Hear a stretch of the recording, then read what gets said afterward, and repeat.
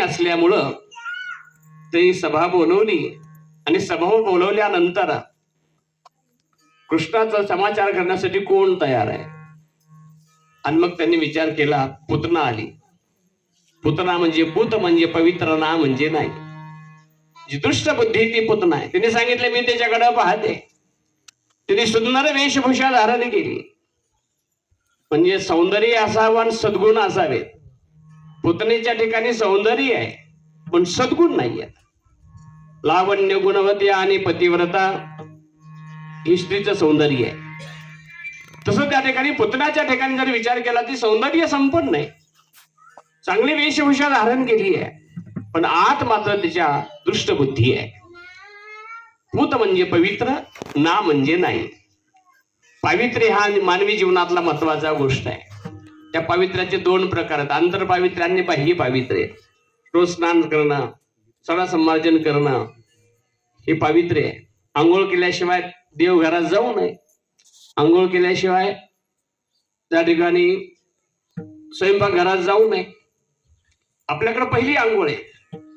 सहस्त्रम विहाय स्नातव्य, 1000 कामं टोकून अगोदर स्नान करावं. आणि हे महत्वाचं आहे. त्याच्यामध्ये शरीर पवित्र होणार आहे. पण त्या पावित्र्याबरोबर दुसरं त्या ठिकाणी महत्वाचं मनाचं पावित्र्य महत्वाचं आहे. द्वेष, मत्सर, अहंकार, अन्य सर्व जे दुर्गुण आहेत त्यांनी अंतःकरण लिप्त होऊ नये. अगदी चित्त जैसे गंगाजळ, गंगेचं पाणी जसं त्या ठिकाणी शुद्ध पवित्र त्या ठिकाणी वाहत राहतं, तसं महात्म्याचं हृदय त्या ठिकाणी या पद्धतीने असावं. अर्थात हे पूत म्हणजे पवित्र नाही, म्हणजे ना म्हणजे नाही. जी पवित्र नाही ती पुतना आहे. जी अपवित्र बुद्धी आहे ती पुतना आहे. पुतनेनं त्या ठिकाणी सुंदर वेशभूषा धारण केली आणि ती आली. म्हणजे सुंदर वेशभूषा धारण केले म्हणजे सर्व शीताच असतील असं नाही. त्याच्यामध्ये पुतना बऱ्याच असतात. हे त्या ठिकाणी व्यवहारातल्या गोष्टी आहेत. शारंग पाणी भगवान परमात्म्याने सांगितलं त्या ठिकाणी अशा गायी सांभाळायला त्या ठिकाणी सांगितलं एक प्रमाण अशी तेच्या इशाराती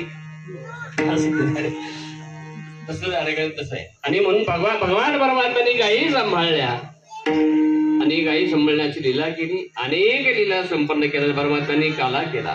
काला शब्दाचे 3 अर्थ आहेत. आणि दही लाह्याचा प्रतिकात्मक काला तो त्या ठिकाणी काला करायचा. प्रतिवार्षिक आपण त्या ठिकाणी हा काला संपन्न करत असतो.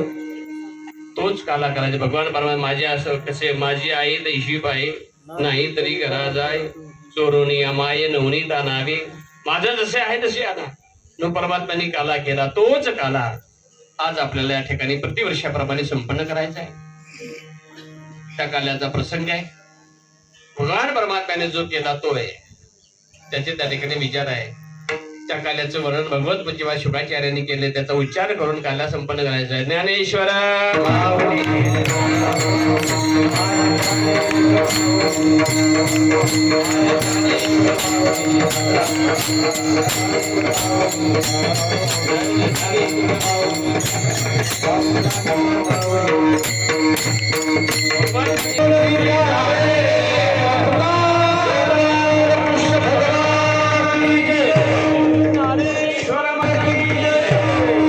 प्रतिवार्षिक हा काला आपण त्या ठिकाणी संपूर्ण बसलेले असायचे समोर बैठकीमध्ये.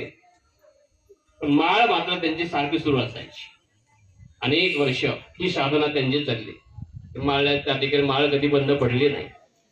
आणि गुरुजींची ती पुण्याई गुरुजींच्या ही पश्चात ही परमार्थ साधना परमपूज्य लक्ष्मण गुरुजी आणि परमपूज्य मधु गुरुजी जसं माझ्या वडिलांची मिराशिका देवा तुझी चरण सेवा पांडुरंगा ही परमार्थ साधना वर्षानुवर्ष त्या ठिकाणी दोघंही बंधुद्वय त्या ठिकाणी चालवत आहेत. गुरुजींच्या पुण्याईने पुढे लक्ष्मण गुरुजींचे 2 सुपुत्र पार्थ असेल प्रद्युम्न असेल परमार्थ शिक्षण क्षेत्रामध्ये परिपूर्ण करून आपण सांभाळत आहेत.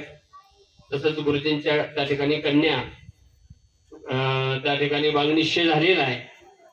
आणि गुरुजींना जावाई भेटले ते परमार्थ निष्ठ आहे हे त्या ठिकाणी विशेष आहे. अर्थात परमपूज्य ब्रह्मलीन गुरुजींची पुण्याई ते आळंदीला आहेत आणि ते रोज माऊलीचे दर्शन घेतल्याशिवाय नित्य नेमाचा उच्च शिक्षिक आहेत उच्च पदावर आहेत हाय क्वालिफाईड आहे. तरी पण परमार्थ निष्ठा मात्र त्यांच्या जीवनामध्ये याच घराण्यासारखी आहे. तेव्हा याच घराण्याप्रमाणे समोरचे जाबाई भेटावेत